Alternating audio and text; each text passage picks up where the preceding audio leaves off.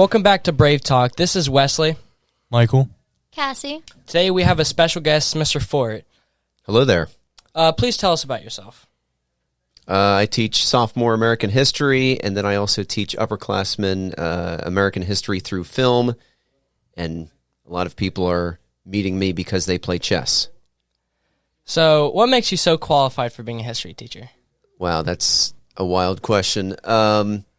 The state of Ohio says I'm qualified, but I love history, and I love teaching it, and I love talking to high school students, so I think that maybe qualifies me.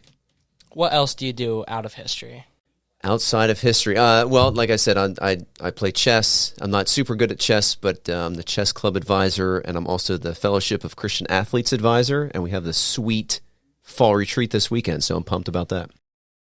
Tomorrow, some of us are leaving for Washington, D.C. The first stop will be the Arlington National Cemetery. Did you know there are over 400,000 people buried in Arlington National Cemetery? John F. Kennedy is a former president who is buried there. So why was he buried there? Kennedy's actually only the second president of two presidents buried in Arlington. Evidently, he was there. He was at the cemetery the year before he was killed, and he remarked to the people he was visiting with. He said, "Man, this is a nice view of the Potomac River," and so I think they remember that comment when he was killed the next year. And they buried him there. The other president buried there is Taft, William Howard Taft. That's cool. We'll also be visiting the people who died, the graves for the Challenger and Columbia. Yeah, those are both shuttles that blew up. The Challenger blew up after it launched, and then the Columbia survived its whole mission until re-entry. When the shuttle comes back through the atmosphere of the Earth, it gets really hot. And evidently on the launch, the Columbia shuttle was damaged, and that heat shield lost some tiles. And so when it came back into the Earth's atmosphere, it burned up. And I think that was in 2002 in February. Some other memorials we'll be visiting is Audie Murphy. Audie Murphy is one of the most decorated soldier in U.S. history. He has 28 medals and a Medal of Honor, and a Purple Heart. And a Purple Heart is when you survive combat with a wound and come back. And then after that, we will be going to the changing of the guard of the Tomb of the Unknown Soldier, which is I'm most excited for. Those guys are really tough. They have many requirements to be one. You have to be from the 3rd Infantry Division, or called the Old Guard, and you have to be between 5'10" and 6'2". Your waist can't go over 30 inches, which I think is crazy. After Arlington, we'll be going to the 9/11 Memorial at the Pentagon. And an interesting fact about the Pentagon, and during the Cold War, Russia actually had 2 nukes pointed at a hot dog stand right in the middle of the Pentagon, because that's where they thought all the secret meetings happened, in a secret bunker underneath. And after that, we'll be visiting the MLK, FDR, and Jefferson memorials. Check-in at the hotel isn't until 10, so make sure you wear your walking shoes on Wednesday.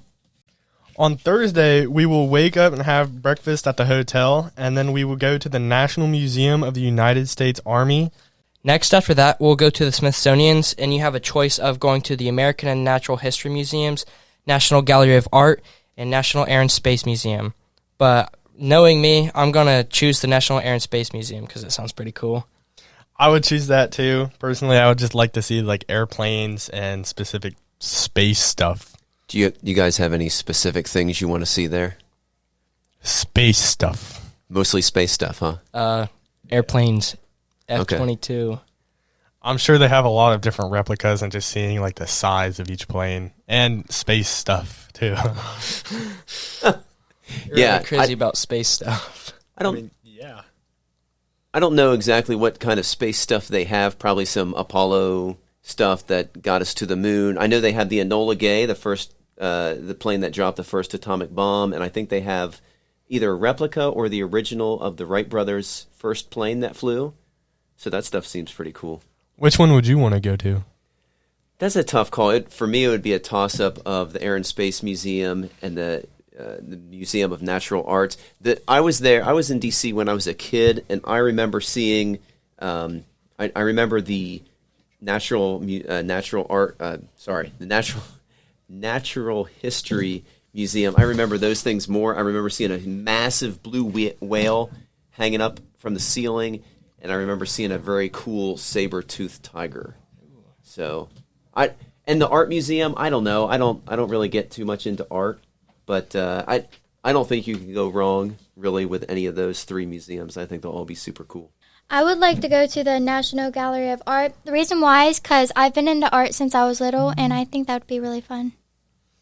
Next up is the U.S. Holocaust Memorial. I've never been there, but I bet it would be really, really moving. I think it would be really good for folks to see that and just appreciate what that part of history was like. I think Mrs. P has been there. What do you think of it?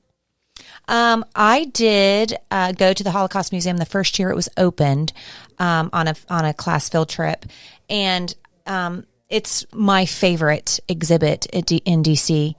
It has heartbreaking exhibits, but it also has incredible stories of the struggles and the courage of the Holocaust survivors, of some of them. And in my opinion, it will be the most important places we visit while in DC. That's pretty cool. Next up, we're going to the White House for a picture. And an interesting fact is that Colombian drug lord Pablo Escobar in 1981, the CIA and FBI were looking for him, and he thought he could be cocky, so he got a photo in front of the White House with him and his son. Another fun fact about the White House is Kid Rock is building a replica of the White House on his property in Tennessee. Anyone listen to Kid Rock? You know who that guy is? No. Well, I've heard of him. I don't listen to any of his songs. So do you guys really not know who Kid Rock is? Well, I know him from Joe Dirt, and that's pretty much it. I don't know. I don't really care. Mr. Forte. It would be a good geologist name if you did like geology for little children. Kid Rock sounds like a good guy to talk about stones. What would if his son became a rock star, would his name be like Kid Rock Kid? Maybe Pebble. Pebble. Kid Pebble. Kid Pebble. Pebble Rock. Yeah. That sounds like something Elon Musk would name his kid. Oh my. Pebble Yeah. Rock X times 12. No, Kid Rock was big when I was in high school. Yeah. So, Yeah. big name. After the White House, we'll be going back to the hotel, and then when we wake up on Friday, we'll have breakfast there at the hotel. Then we'll be going to the World War II, Vietnam, and Lincoln and Korean memorials. Guys, remember to pack some raincoats and rain gear for Friday because it is a 90% chance of rain that day. It looks like there's 2 hours allotted for those memorials. I think I would spend all that time at the Vietnam Wall and the Lincoln Memorial. That Vietnam Wall, I've never seen it, but I would love to just stand there and soak that in. That's a pretty powerful, pretty moving experience, I think. That's super cool that so many of our Logan Elm folks are going to go take a look at that. I'm happy about that. That's cool. And then after the memorials, we'll go pick up lunch and then head home on the buses. Important question. Can students charge their phones on the bus? I'm pretty sure, yes, there is outlets on the bus. And the teachers are bringing CDs for us to watch movies on there, too. Check back with us next time for the review on the DC trip.